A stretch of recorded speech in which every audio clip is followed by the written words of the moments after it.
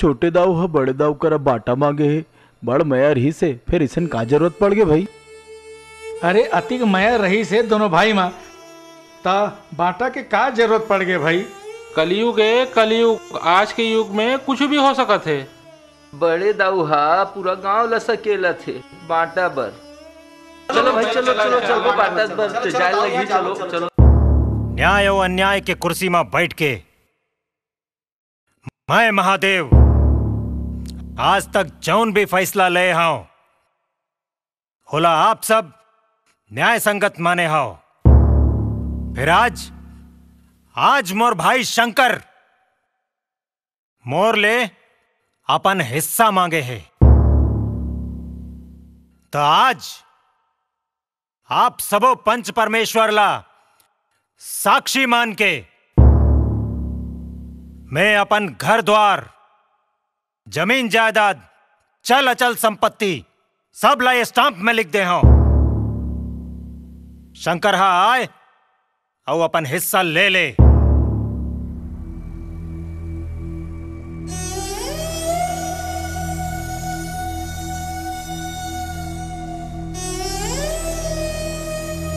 हमका तो कोई हिस्सा दिखता नहीं कर। सही कहा थे भाई। माफ करो दाऊ जी, आपके फैसला में तो दो हिस्सा वैसे नहीं कराते। हाँ हाँ मोला दिखा थे काका, मोला दिखा थे भैया के फैसला कभू गलत नहीं हो सके। मैं अपन हिस्सा ला मांगा था, अपन हिस्सा ला।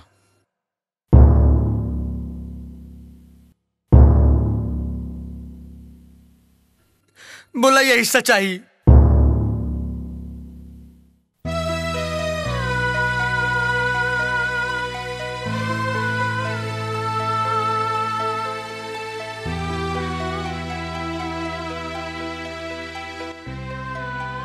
बोला माफ कर दो भाभी, बोला माफ कर दो भाभी। भैया ला बोल दे रहा मोर ले भूल हो गए, मैं तोर बिना नहीं जी सको। भैया बोला कुछ नहीं चाहिए, कुछ नहीं चाहिए। भाई गए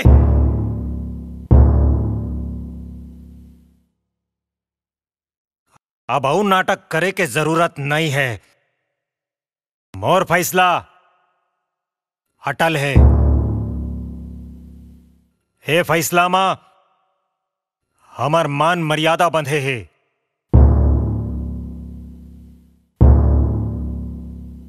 चलो पार्वती चल, काम तो बनीस।